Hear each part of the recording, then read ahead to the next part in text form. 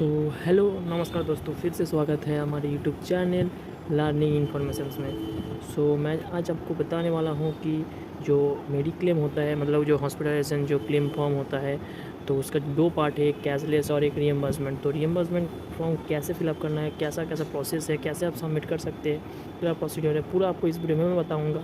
तो चलिए शुरू करते हैं। तो चलिए पहले जानते हैं कि जो मेडिक्लेम होता है, कैशलेस हॉस्पिटलाइजेशन फॉर्म होता है, वो दो जो पार्ट है, वो दो पार्ट मैं आपको समझाता हूँ। पहले जो हॉस्पिटलाइजेशन होता है, उसका जो कैशलेस फैसिलिटी है या मेडिक्लेम जो है, वो कैसे प्रोसेस करवाते हैं। जो पहला एक दो पार्ट है जो मेडिक्लेम, यहाँ पे मैं मेडिक्लेम यहाँ पे दो पार्ट है। एक पार्ट आप देख सकते हैं यहाँ पे, ये कैशलेस है और ये रियम्बर्स है। ठीक है, जो मैं आप आज का जो टॉपिक है ये है रियम्बर्समेंट इसका। ये तो हॉस्पिटलाइजेशन के थ्रू होता है, मतलब हॉस्पिटल के थ्रू, ये हॉस्पिटल थ्रू प्रोसेस करते हैं,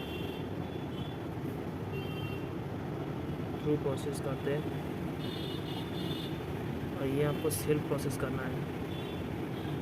सेल्फ प्रोसेस या जो मतलब ये जो होता है, क्या होता है कि जो एक इंडिविजुअल पॉलिसी होता है, एक कॉर्पोरेट पॉलिसी होता है। तो कॉर्पोरेट पॉलिसी आपको खुद से सबमिट करना है पूरा कंपनी में, और इंडिविजुअल जो पॉलिसी होती है वो एजेंट के थ्रू भी प्रोसेस कर सकते हैं, एजेंट भी कर सकते हैं यहाँ पे।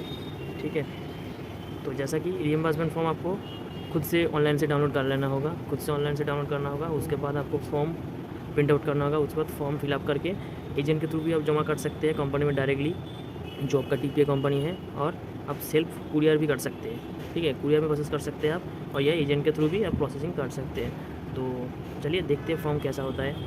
तो जैसा कि मैंने एक फॉर्म प्रिंट आउट किए हैं, दो फॉर्म प्रिंट आउट किए हैं। ये मीडिया असिस्ट का पूरा मतलब जो टीपीए है उसका फॉर्म है, अब इनसे भी प्रोसेस कर सकते हैं। और एक फॉर्म है जो हमारा जो मतलब जो पीपीएन कमेटी है, national United oriental new India, और ये जो चार कंपनी है, वो जो कंपनी है इस फॉर्म में भी काम चल सकते हैं। ये पार्ट ए। ठीक है, यहाँ पर आप देख सकते हैं, यहाँ पे पीएम फॉर्म पार्ट ए से भी आप फिलअप करके जमा कर सकते हैं। और पार्ट ए है आपका पार्ट, मतलब जो फील्ड बाय इंस्टीट्यूट खुद से फिलअप करना होगा। और पार्ट बी जो फॉर्म होता है, दो पार्ट होता है पार्ट बी, हर फॉर्म में दो पार्ट होता है, पार्ट ए और part B. Part B hospital से फिलअप करना होगा, ठीक है, करवाना होगा। To be filled by the hospital से फिलअप करवाना होगा आपको। तो ये आप देख लीजिएगा थोड़ा सा। और पार्ट ए जो आप फिलअप करेंगे वो कैसे फिलअप करते हैं, बेसिकली ये फॉर्म से ही फिलअप करने में थोड़ा सा ज़्यादा अच्छा रहेगा। और अगर आप पर्सनली जो मीडिया असिस्ट का टीपीए फॉर्म है, इससे भी आप कर सकते हैं रियम्बर्समेंट क्लेम, दोनों से ही कर सकते हैं, इनसे बेटर रहेगा थोड़ा सा। ठीक है, मैं हर फॉर्म का लिंक आपको डिस्क्रिप्शन में दे दूँगा, वहाँ पर आप चेकआउट कर सकते हैं फॉर्म को। तो पार्ट ए जो फिलअप करना होगा, पॉलिसी नंबर देना होगा आपका, जो पॉलिसी नंबर है, इंडिविजुअल पॉलिसी होगा तो पॉलिसी नंबर देना है। अगर कॉर्पोरेट पॉलिसी होगा तो ये आपको बेसिकली छोड़ देना है। ठीक है, यहाँ पे कुछ नहीं, यहाँ पे सिर्फ कुछ नहीं करना है आपको। अभी company name, TPA ID number, TPA card ID number जो है वो आपको लिखना है इधर। और टीपीए कार्ड कोई भी हो, 5678902338 जो भी नंबर होगा आपका, नेम लिखना है जिसके नाम से आप क्लेम करना चाहते हैं रियम्बर्समेंट क्लेम, वो आपको नाम लिखना है इधर। यहाँ पे कोई भी नाम लिख सकते हैं, राम शर्मा। एड्रेस, पूरा एड्रेस आपको लिखना है, जैसे कि कोलकाता, ठीक है, 70059 लिख सकते हैं। सिटी पूरा एड्रेस अब यहाँ पे दिया गया है, एड्रेस लिख दीजिएगा। उसके बाद detail of insured history, current cover by any other mediclaim insurance, currently आप किसी मेडिक्लेम के थ्रू एडमिशन करवाए पेशेंट को या कोई फैसिलिटी लिए है तो येस और नो, अगर नो है तो नो, अगर येस है तो येस। अगर येस होगा तो आपको यहाँ पे लिखना है कि कौन सी कंपनी में आप लिए हैं। अगर इसी कंपनी का है तो कंपनी का नाम लिखना होगा, अगर दूसरा कोई कंपनी है आपके पास तो उसका नाम लिखना होगा इधर। उसके बाद यहाँ पर पॉलिसी नंबर भी देना है, 1 2 3 4 5 6 7 8 9 0 2 3 ऐसा लिखना है। ठीक है, सम इंश्योर्ड, कितना सम इंश्योर्ड होगा मतलब है उस पॉलिसी में, अगर 5 लाख है तो 5 लाख लिख लीजिएगा इधर। ठीक है,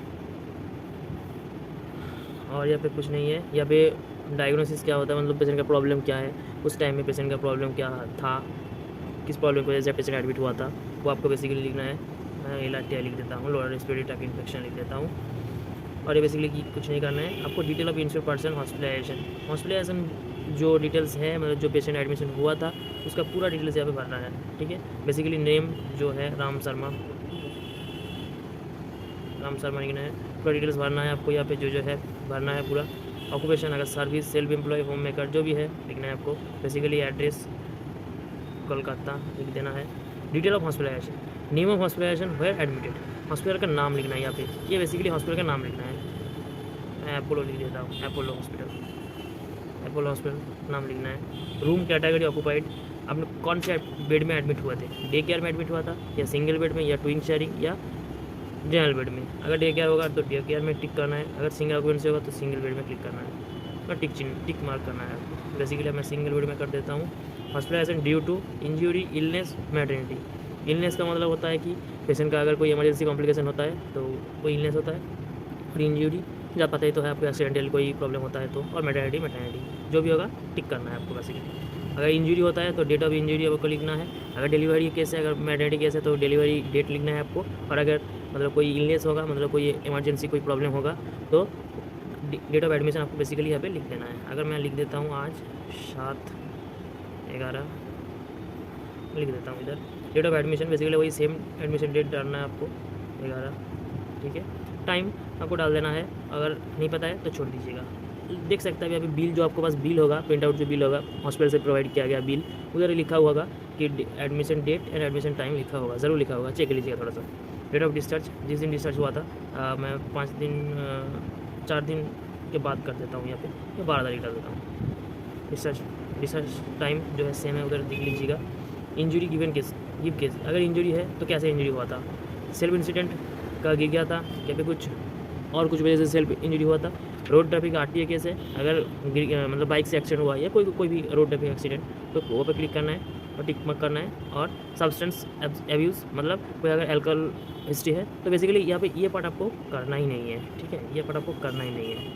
तो बेसिकली यहाँ पे आपको नहीं करना है, ये यहाँ पे देख सकते हैं, यहाँ पे नहीं करना है। उसके बाद आपको जैसे कि करना है यहाँ पे रिपोर्ट ऑफ पुलिस, अगर इंजरी होगा, अगर कोई एक्सीडेंटल केस है तो आपको यहाँ पे टिक मार्क करना है, नहीं तो छोड़ देना है बेसिकली। उसके बाद आता है डिटेल ऑफ क्लेम, उसके बाद आता है डिटेल ऑफ क्लेम, जो कि पूरा एक्सपेंस जो आपका खर्चा हुआ है वो सब डिटेल्स में आपको यहाँ पे लिखना है।